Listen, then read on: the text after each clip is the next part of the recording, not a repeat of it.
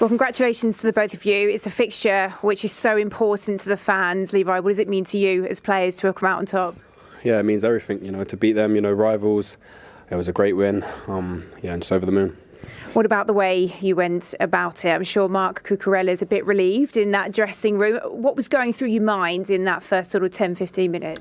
We knew it was going to be tough, but we trust ourselves that when we start playing our football, we're going to score goals, and that's what we've done. Perhaps no one you trust more than this guy? Maybe, yeah. No, definitely not. Played your part again, Cole. As we mentioned, this is such a big fixture for the fans. How proud are you to have scored those two from the spot today? Yeah, we knew it was going to be tough, so to win is good. So you set another record. That's 12 out of 12 now, without missing from the spot. A new Premier League record once more. And you sealed it with a Panenka. When you're stepping up, at which point did you decide to do that with your second penalty? When I've stepped back, I've looked at the clock and thought it's a bit frantic. The game's all over the place. I thought the keeping, then I was ready to dive. So I thought if I chipped it, it'd go in, and it did. How do you stay so cool? I can tell from the way that you talk about it, it's almost quite innate. It comes naturally to you. But when you're bending down, tying your laces, ready to take that penalty, what kind of thoughts are you getting? I'm just trying to score and thankfully waiting. He's a man not of many words in these situations, but I think it sums up his composure. I mean, just how much of an asset is it to have a player like this in your team? And do you think it breeds a level of confidence among all the players? Is this why we're seeing so many of you chip in now going forward? Yeah, definitely. We've got amazing players just like Cole. When he scores big goals for us, it calms us all down, and he's been doing it and he keeps doing it, and hopefully it carries on in the future. And with the goal-scoring form that you have been in, scoring so many across recent games, when you find yourself 2-0 down in games like this, has it give you that undercurrent of confidence that you will find your way back? You can score 3-4? Yeah, definitely. It's 2-0 down, but if you look amongst the players, no one was panicking. It's still early on in the game, and we knew it was going to create big chances, and it's down to if we score them or not. Now just 4 points behind Liverpool. Whilst you're both, I think, quite keen to shy away any title talk, this puts you in a great position. You've taken a big opportunity today. Yeah, we knew with Arsenal drawing and City drawing, we needed to win, and we did. Your manager will point out that perhaps this isn't your season. You've still got work to progress with those other teams, with your Cities, with your Liverpools, with your Arsenals. But City and Arsenal dropping points again this weekend. I mean, it begs the question, you are doing what they're not doing. This is 5 wins in a row now. Yeah, of course, but we still got so much more to improve on. Like the gaffer said, when we're ready to push for a title, we won't be 2-0 down in the first 10. That's the levels, and that's what we're going to keep working on. All right, well, congratulations to you both today. I think, Cole, once more, you are the player of the match. If you wouldn't mind doing the honours, Levi. Yeah, brother. Congratulations. Thank you, mate. Keep saving us. Go on. In a very low-key way, that's about as close as you're going to get to a player saying, yeah, we are definitely in this title race from Cole Palmer. Jamie Carragher has joined us.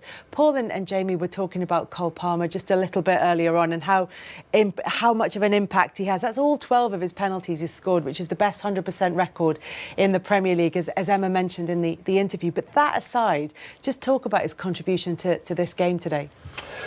Well, I mean, listen, he gets the penalties involved in the Fernandes goal as well. I mean, there's 3 or 4 players around him, and that's what great players do. You fear when he's on the ball. And, I mean, I've been watching, loved him last season. He started this season really well. And I think I made a comment a few weeks ago that if you look at his almost 18 months at Chelsea, I don't think there's been a player in the Premier League who's performed better than him over these 18 months. And he hasn't been playing for the best team. I mean, they look like one of the best teams in the league right now. But when you think of Chelsea over the years and the great players they've had some great attacking players. But when you think of those flair players, I'd think of like Zola and Hazard. I think he's probably done more than Zola in these 18 months that he's done. And Zola's probably going to go down as one of the greatest players to ever play for Chelsea. And he's probably on the same sort of level as what I've seen Hazard do, but over maybe a longer period of time at Chelsea for 4 or 5 years. But right now, I think the way he's going, and if he can take Chelsea to a title, whether it's this season or the next 2 or 3 seasons, he's going to go down as one of the greatest players to ever play for Chelsea if he keeps doing what he's doing. He is a very, very special player, and not just in the Premier League, in European or world football. Paul, it will take a longer period of time for Cole Palmer to establish himself as one of the greats, as Jamie says. But just in terms of that 18 months since he came to Chelsea, talk about the impact that he's had in that time. Well, phenomenal. First of all, coming down from Man City, coming down from Manchester to London is a big move in itself, you know, and he's a young lad. Especially with the trains. And he's come into the team and he's been outstanding. When you first come into the team, you're a young kid, you come from Man City, no one really knows about him, didn't play loads, so you get a bit of a free hit. You know, you play your stuff and people don't pick you up. The last 6-7 months, he's the big boy. You know, the name of the game is stop Cole Palmer. Stop him playing, maybe he might be able to stop Chelsea. He can't do it. And that shows how good he is, because he becomes present in team talks. If you're the manager of another team, you're like, right, we need to stop Cole Palmer. As soon as we lose the ball, someone go and connect on him. He's too intelligent. He gets into space. He's always got space, always got time. I couldn't talk highly enough of him. Everybody needs an X factor to win Premier League titles. You've got to have that bit of something extra. Like today, you know, he gets the 2 penalties, sets and makes it happen for the Fernandes goal. You need that. If you want to win titles, you need to have that X factor, and Chelsea have it with him. Well, 100%. It was talk about. I tell you what, let's get some post-match reaction. I'm delighted to say Jadon Sancho of Chelsea joins us now from the Tottenham Hotspur Stadium. Jadon, thanks for joining us tonight. Well done this evening. I mean, what a comeback win in the end. First of all, thank you for having me. Yeah, what can I say? It was a great win, a great comeback, and we're just delighted with the 3 points. 2-0 down after 11 minutes. What are you thinking? To be fair, I have a lot of trust in this squad, so I wasn't too fazed. And once we got the first goal back, I knew we'd come back and get a result. Can you talk us through your goal, if you don't mind? Well, yeah, it was a 1v1, and I saw the opportunity to cut inside, and then I just thought, why not shoot? In training recently, I've been working on my shooting, so I'm just delighted that I came off today. Yeah, I mean, it's one of those with very little backlift. Is that a technique you're trying to master? Yeah, definitely. Just in training, I've just been working on hitting the far corner, so I'm very delighted. Jadon, Ian Wright. Jadon, I just want to say to you, what has the manager said to you coming here on loan and playing? You're getting yourself playing. You seem to be back to the Jadon Sancho we know. You know, the touches were great. You know, nutmegging people, doing your stuff, scoring goals. What's the manager say to you? From the very first day, they've made me feel welcome, and you know I have a lot of people to prove wrong, and I'm just day by day I'm working hard every day in training, and you know once I get my opportunity, I just try to show what I can do. So today, you know, I'm happy that I scored and got the 3 points for the team. Nice. Actually, it's the first time you've scored in successive Premier League games. I mean, do you think we're starting to see the best of Jadon Sancho now? Again, I'm just taking it game by game. Hopefully, I can continue this form. And but yeah, again, I've got to say thank you to the whole Chelsea team and the staff for believing in me and giving me the opportunity to play. Nice. As an attacking force, I mean, Chelsea are going to need some stopping. You've got some real momentum, some real talent in there, not least Cole Palmer. Talk to us about the way he took that second penalty. Well, yeah, he always does these type of things in training, so I'm kind of not surprised that how he took this second goal of his. You can't help but smile when you see it, right? No, for sure.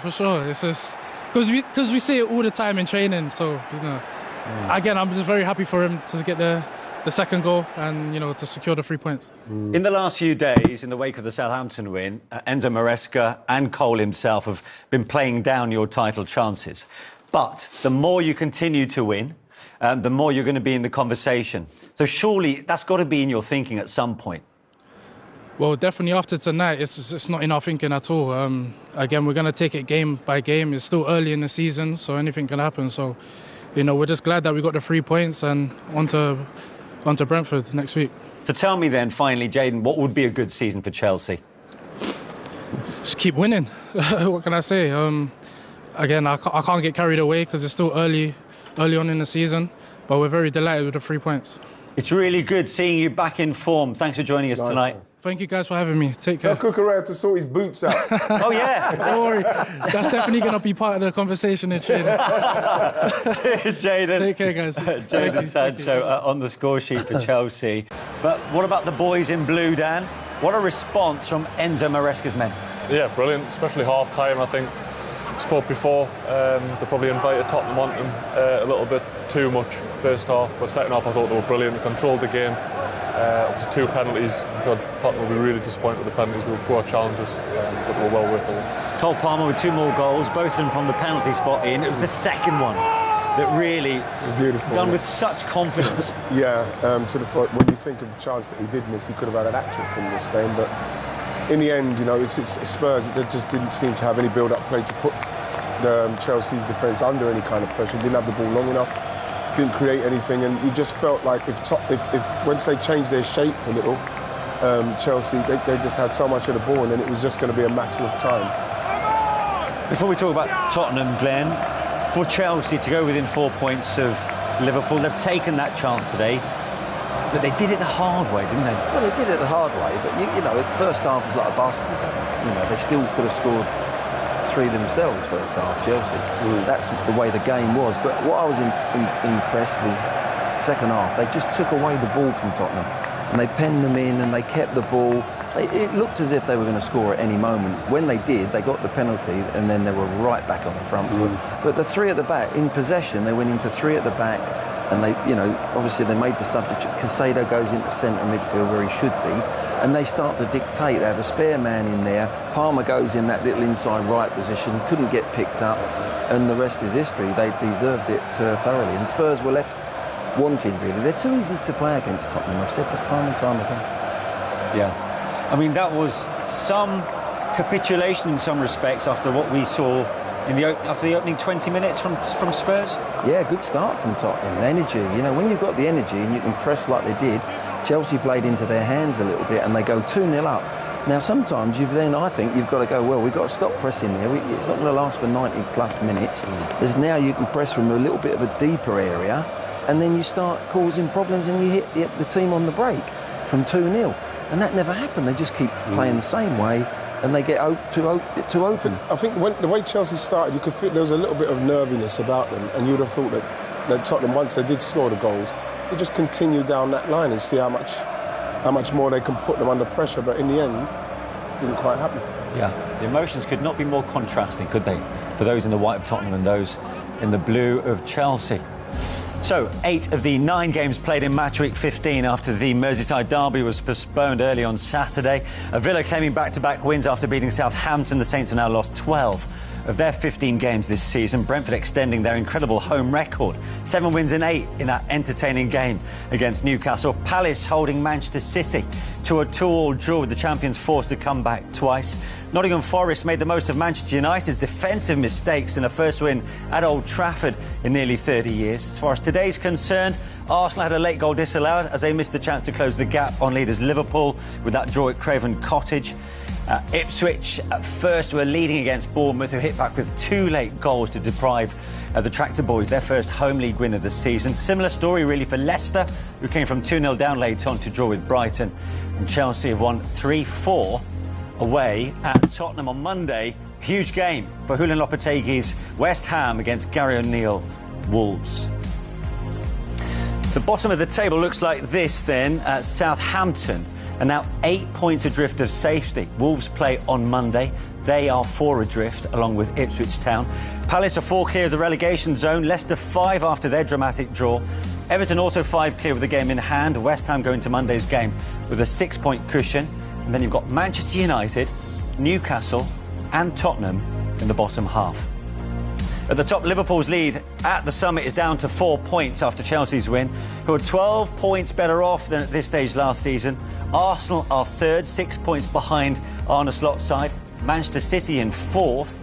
There's just 2 points then between Nottingham Forest in 5th and Fulham in 10th.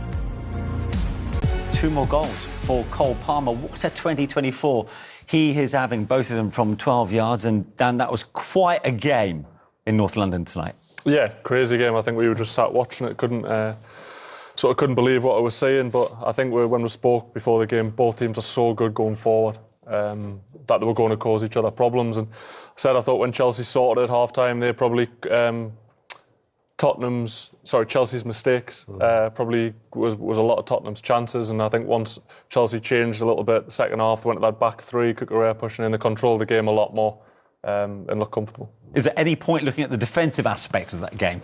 I think you should always just look at the attacking from that. I think there were so many chances there, especially Palmer. I think Palmer was brilliant there. Yeah. little touches he makes. He always seems to make the right pass. Yeah. Just so composed. In fact, Ian, it's the result or the type of performance that many of us were expecting, wasn't it? Well, yeah, we spoke about the defences at the start of the show, and now, you know, even Chelsea winning 8-0 the other day, still giving up 15 shots. You know, even against Southampton, still giving up chances for people to score. But I feel like Dan says, I think that today's came down to just like Chelsea's mistakes. If they were like a lot tighter and a lot more professional about how they're playing, like we talked about Badashile giving it to Colwell, and then he kind of, if they tighten up on that, then you'd like to think that they're going to be a little bit sharper with what they're doing. Did it further cement what we already knew going into this game? Chelsea got some real momentum, and Spurs, well, they're all over the place, Glenn. Yeah, they are all over. But Chelsea, they've got individuals there. They've got competition for places. All them players, the good players, they're looking over their shoulder. They can't afford to come off their form. That's a great position to be as a manager. And if one's playing, they took Palmer off, they've got Felix coming on, who's a really good international player. You know, that's just one example, but they've got that all over the pitch.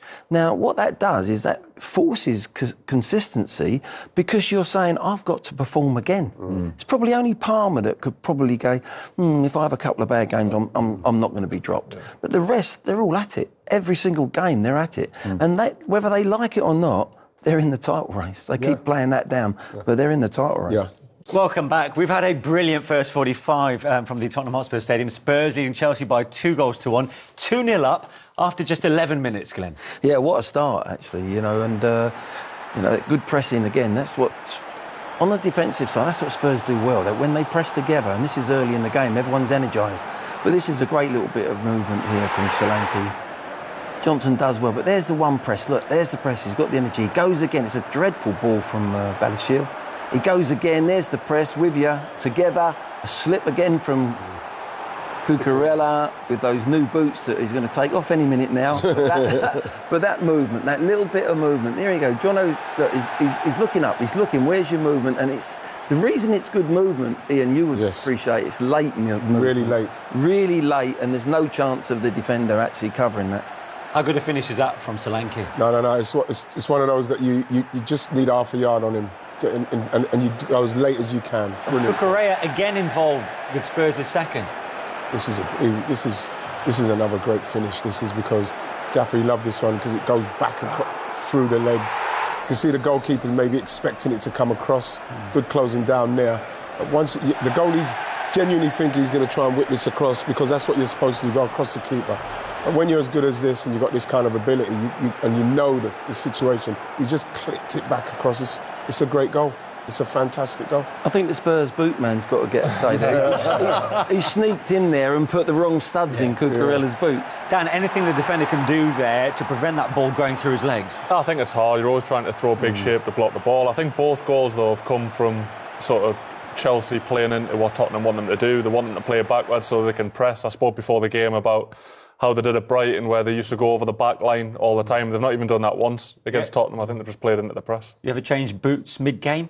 Definitely not. I'm a stud guy all the way. I'm a stud guy. You're a stud, baby. You're a stud, baby. But yeah, I mean, unusual scenes really with Cucurella. The unsuitable footwear, they needed to be changed, but the damage really had been done. But to spare his blushes somewhat, Dan, Chelsea have snatched one back. Yeah, really good goal from sort of Chelsea's point of view.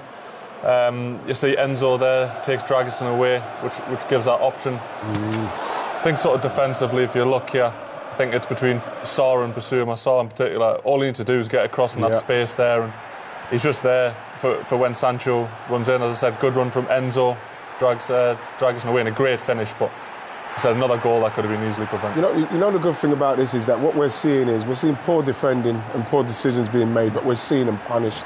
Because offensively, these teams are very good. Yeah. But defensively, like we said, they're not great. No. But like, what's brilliant about it is that for the neutral, it's a brilliant game to watch. I mean, the scoreline could have been anything after 45 minutes. Let's have a look at Chelsea's chances, Ian. Yeah. Well, this is as collector's item in respect to Cole Palmer, because I don't know if it's come too quick, but you're just not expecting to miss that. It's coming in on his left foot as well. He's just got ahead of it. There's the space here again. Look, you can't give that player, particularly that sort of space. you know, Neto, because it's on his right, he's trying to get it back on his left. Great save from Forster. Two good saves, But the game at this stage was so open. It was like a basketball game. Spurs won't want to regret these, will they? Yeah, they keep giving the ball to Tottenham there, and they've not capitalised. You know, they've played forward there. Son comes across. If he can just sort his feet out a bit quicker, Solanke, that's the goal. And there's the manager. I've been there. Yeah, I've been there. I think Sancho, as a goalkeeper, he's doing everything he can to level this up for some reason. He really does frighten me. He frightens me, Sanchez. Well, this is fun. Unless you're of a nervous disposition, this has been a really entertaining first half. Let's get through it all really quickly, starting with Dominic Solanke's opening goal. And he's been brilliant all half. They've been terrified of him. Badiashile and Levi Colwill have really struggled to deal with him. They were sloppy, and obviously he then slips. Cucurella, Brennan Johnson gets away. But what I love about this is movement. Look at Solanke, just dips in behind Colwill, gets on his blind spot, and then nips in front of him again. But look at the pressure he's putting him under again. I love it. Just watch him. Keep your eye on him. He just waits. Can I get the movement right? That ball's going to come into the near post, and then off he goes. And it's a brilliant finish. It really is. And he's been excellent all half, Solanke.